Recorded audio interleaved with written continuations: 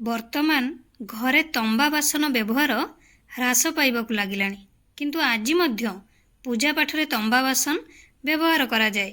ଆଜି ମଧ୍ୟ ଅନେକ ଲୋକ ତମ୍ବା ପାତ୍ରରେ ପାନୀୟ ଜଳ ସଂରକ୍ଷଣ କରିବାକୁ ପସନ୍ଦ କରନ୍ତି।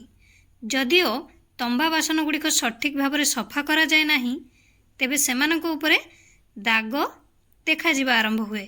ବାସନ ଗୁଡ଼ିକ ତା ସହିତ ବି କଳା ଦେଖାଯାଏ। ଆଜି आमे एमती किसी टिप्स जानिबा जहाकु कि आपण माने अप्लाई करी आपनकर तंबा बासन को पूरा पूरी चकाचक करि परिबे। गुड आफ्टरनून आपण मानकु समस्त को मो तरफ नमस्कार। आशा करछि आपण माने समस्त भलरे थिबे, मु भी भलरे अछि। चलंतु वीडियो आरंभ करबा, किंतु वीडियो आरंभ करबा पूर्वरु आपण मानक भितर केहि जदि आज मो चैनल ले नुआ थांती ताले प्लीज प्रथम मो चैनल को सब्सक्राइब कर दियंतु, पाखर थिबा बेल आइकन को क्लिक करंतु, जहा फଳରେ मो नुआ नुआ वीडियो रो नोटिफिकेशन आपण मानक पाखरे खूब शीघ्र पहुंची जिवो। ताले चलंतु वीडियो आरंभ करबा। फास्ट रे तंबा बासन को सफा करबा पई आपण लेंबू एवं लूण रो सहाय्य नै परिबे। सेति पई लेंबू को अधा करी सेतिरे किछि लूण छिंची दियंतु। एही अधा लेंबू सहित कळा होइथिबा स्थान को आपण माने घसंतु।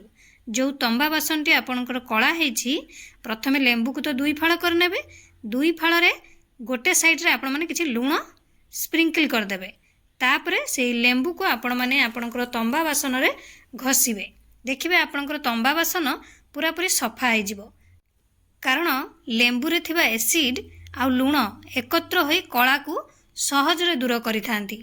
सेकेंड रे एक पात्र रे विनेगार एवं लूण मिसांतु। एही मिश्रण रे गोटे नरम कपड़ा बुड़ाई आपण माने आपणकर तंबा पात्र को घसंतु। देखिबे या द्वारा भी आपणकर तंबा पात्रटी सफा हो जिवो, कारण विनेगार थिबा एसिड कला को दूर करिबारे सहाय्य करिथाए। थर्ड टिप्स रे आपण माने गोटे पात्र रे टमाटो पेस्ट नियंतु, किंबा आपण माने टमाटो प्यूरी भी नै परिबे। एहा को किछि समय आपण माने लगेई भलो भाबरे तंबा जिंस रे छाडी दियंतु। तापरे आपण माने नॉर्मल पानी रे धोई देबे।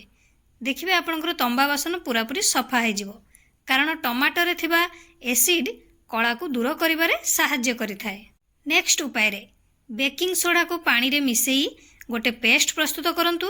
एही पेस्ट को आपण माने आपणक तंबा पात्र रे लगेई दियंतु। लगेई एहा को किछि समय छाडी दियंतु, तापरे पानी रे भलो भाबरे धोई दियंतु। देखिबे ता द्वारा भी आपणकर तंबा बासनटी ग्लेज करिवो, कारण बेकिंग सोडा हेउछि एक प्राकृतिक स्क्रब जहा कला को दूर करिबारे सहाय्य करिथाए। नहले आपण माने आउ गोटे उपाय भी करि परिबे। सेथिपई समान परिमाण रो विनेगार एवं पानी नियंतु। एहा को भलो भाबरे मिसेई दियंतु। एकु एबे आपण माने आपणक तंबा पात्र रे ढाली दियंतु, जोठी आपणकर कला हेछि। तापरे किछि समय छाडी दियंतु, नॉर्मल पानी रे धोई दियंतु।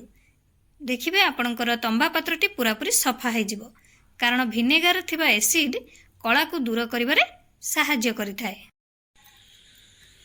आशा करछि आपण मानकु वीडियोटी भल लागिथिबो, आपण मानक पई बहुत हेल्पफुल भी मध्ये हेतिबो। जदि भल लागिथाय ताले निहाती लाइक कमेंट शेयर सब्सक्राइब कर देबे। मते ताले विदाय दियंतु, पुणी देखाबो नेक्स्ट वीडियो रे। नमस्कार।